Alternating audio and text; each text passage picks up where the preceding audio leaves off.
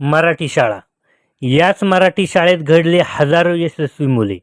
याच मराठी शाळेने कित्येक घरांची दारिद्र्य दूर केली आणि घडवल्या खूप साऱ्या पिढ्या. पण आज काय झाले? सरकारने कमी पट असलेल्या शाळा बंद करण्याचा जी-आर आणलेला आहे आणि मराठी शाळांवर टांगती तलवार असल्यासारखे झालेले आहे. इंग्लिश मीडियमच्या नावाखाली पैशाची होत असलेली उधळण आणि मराठी शाळांवर आलेले संकट यात तोटा होत असला आहे तो म्हणजे गरीब कुटुंबात शिकणाऱ्या सर्वसामान्य विद्यार्थ्यांचा आणि त्यांच्या पालकांचा. यासाठी काय केलं पाहिजे तर मराठी शाळा टिकल्या पाहिजे. त्यासाठी काय करायला हवे?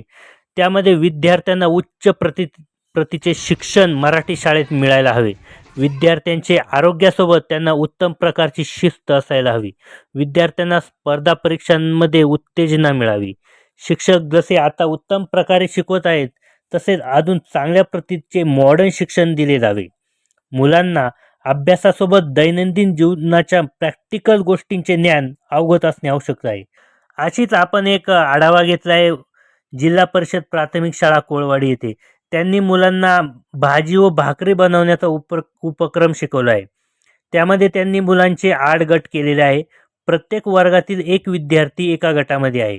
साहित्याची यादी त्यांनी आणायला सांगितलेली आहे. त्यामध्ये सरपण, परात, ताट, कलथा, पक्कड, पळी, तांब्या, ग्लास, कढई, तवा, चमचा इत्यादी साहित्य शिक्षकांनी मुलांना घरून आणण्यासाठी सांगितले आहे. तसेच स्वयंपाकाचे साहित्य त्यामध्ये अजून पीठ, मीठ, मसाला, कांदा, लसूण, मिरची, हळद, कढीपत्ता, जिरी, मोहरी, शेंगदाणा कूट, टोमॅटो, वाटाणा, बटाटा, शेवगा, वांगे, दोडका, कारले इत्यादी भाज्याही मुलांनी घरून आणल्या होत्या. याचे नियोजन आदल्या दिवशी मुलांनी केले होते. आज काय केले तर त्यांनी 3 दगडाच्या चुली मांडल्या आणि सुरुवात झाली स्वयंपाक करायला. काही मुलांचे पालक देखील आले होते.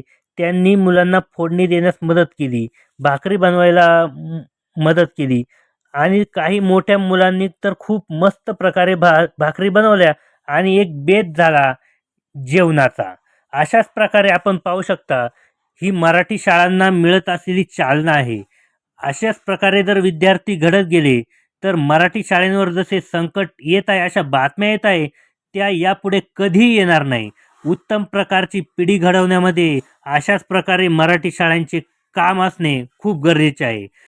ग्रामीण कट्टा चॅनेलकडून जिल्हा परिषद प्राथमिक शाळा कोळवाडी येथील शिक्षक आणि सर्व विद्यार्थ्यांना खूप खूप शुभेच्छा.